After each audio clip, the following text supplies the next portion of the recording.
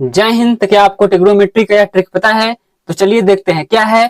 यदि हमको किसी भी मकान की या किसी भी मीनार की या किसी हमको टावर की ऊंचाई निकालना है तो हम कैसे निकालेंगे।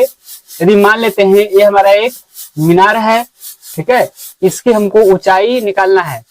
तो ये जब ये मीनार है तो यहाँ से हम कुछ दूरी पर, ठीक है, इससे जितना हमको दूरी लेना होगा उससे दूरी पर एक कोई बिंदु मान लेते हैं, ठीक है। ऐसे जगह मानेंगे जहां से इसका कोण हम आसानी से निकाल सकते। जैसे हमको साइन कॉस टर्न में, ठीक है, 30 का 45 का 60 का पता है तो हम ऐसे कोण लेंगे। तो मान लेते हैं यदि हम कुछ दूरी से 60 डिग्री के कोण पर हमने ये बनाया, यहाँ पर बिंदु लिया है, इसकी दूरी हम जमीन पर तो नाप सकते हैं, ठीक है। तो जमीन पर हमने मान लेते हैं इसको दूरी हो गई आपका 10 मीटर।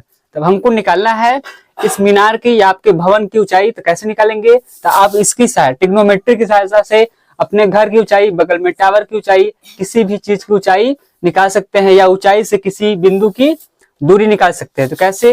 यहाँ से देखिए हमने इसका दूरी 10 मीटर लिया है, ए बी से पॉइंट मान लेते। यहाँ से आप कैसे पता करेंगे? तो आप कोड नाप के यहाँ से एक लेजर आप लगा सकते हैं यहाँ पर, जहां तक टावर तक निकालना है।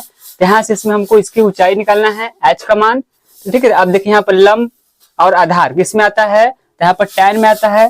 तो टैन थीटा इक्वल टू कितना हो जाएगा आपका? लंब बटा आधार, ठीक है, परपेंडिकुलर अपान बेस। यहाँ से हम लिख सकते हैं टैन थीटा का मान कितना है? 60 अंश। यहाँ से लंब का मान कितना निकालना है आपका? एच हमको उसके में निकालना है, और आधार ए का मान कितना है? 10। तो टैन 60 का मान होता है √3 इक्वल टू हो जाएगा एच अपान 10। एच का मान निकालेंगे तो इसका साथ मल्टीप्लाई होगा तो हो जाएगा 10√3 मीटर, ठीक है। तो यहाँ से एच इक्वल टू इसको 10√3 का वैल्यू लेंगे तो 1.732। तो आपका एच इक्वल टू हो जाएगा, यहाँ से इसका मल्टीप्लाई करेंगे तो 17.32 मीटर। तो इसकी सहायता से हमने घर की ऊंचाई, ऐसे ही हम और भी ऊंचाई निकाल सकते हैं। तो कैसी लगी आपको जानकारी? धन्यवाद, जय हिंद।